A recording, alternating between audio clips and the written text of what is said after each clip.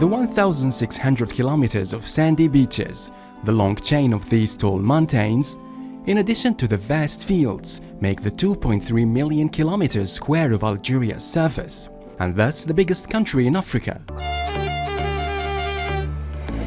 To move in such a huge piece of land, the train can be the best means of transport to offer the fastest trip on the ground, with both comfort and a discovering journey of a geographically diversified country. With some breathtaking landscapes on the way, trains in Algeria cross mountains, rocky tunnels, and soon a gigantic desert which represents 80% of the country's surface.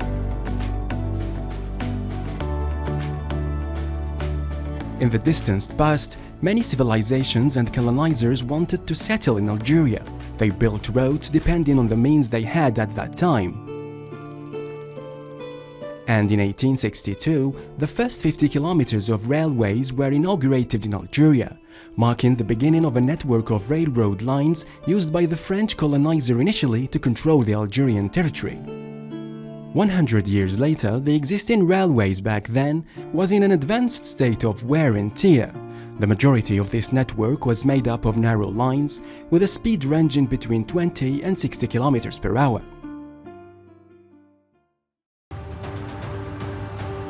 And for a country which aspires to boost its economy, a renovation of its railways was more than needed. Until 2008, the length of railways in Algeria was at around 1,769 kilometers. In only 12 years, it's more than doubled. But such big projects, meaning railways building, require an arsenal of construction tools and engines. Initially, Algeria had little means of railway construction. The country resorted completely to foreign companies. But now, Algeria builds an entire network of railways with local hands.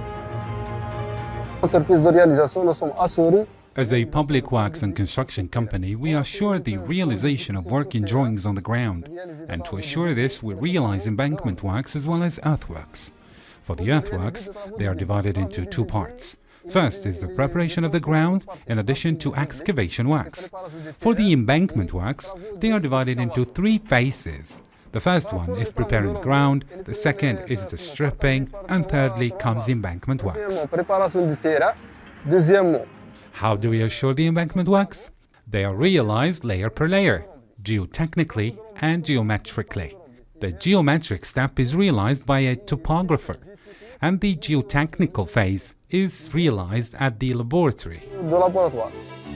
As part of a big transformation, these railways are now secured with the new speed monitoring systems, in addition to many control stations in order to follow the movement of all trains on lines. However, this is not enough.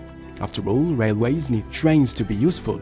Following its independence, Algeria had old trains and also out-of-date train stations that, with around 50 years of service, started not to match with modern standards. Yet this was all part of the gone days. New train stations were built and others were renovated to welcome millions of passengers who use the train for their trips. And with so many modifications and renovations, the old trains became in better conditions and are now taking long journeys across the country. Algeria has also reinforced its squadron of trains and brought brand new ones. The new trains not only are fast and very comfortable, but are also eco-friendly. That is to say, they consume less energy and pollute not very much the environment.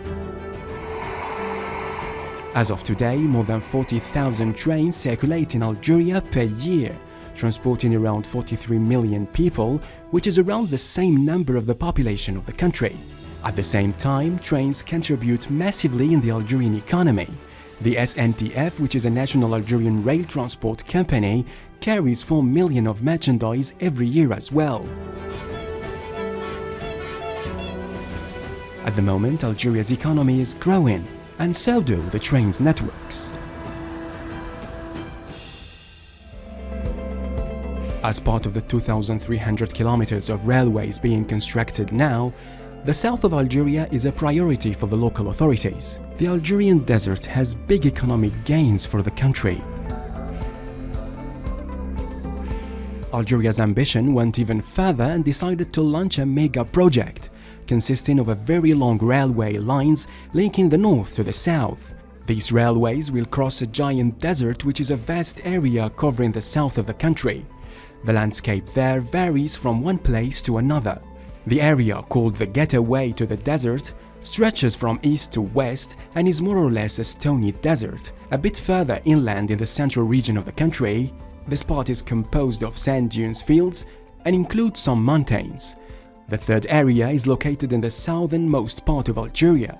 It is the most arid, the wildest, and the most remote part of the Algerian Sahara. Trains will cross all these three parts to arrive there in the far south. But this is all not very easy. Huge efforts are being made to make this project a reality. It is true that the challenges are big, but Algeria's ambition to develop even more is making all obstacles fade away, and soon the country will know the very first train journey linking the north to the south.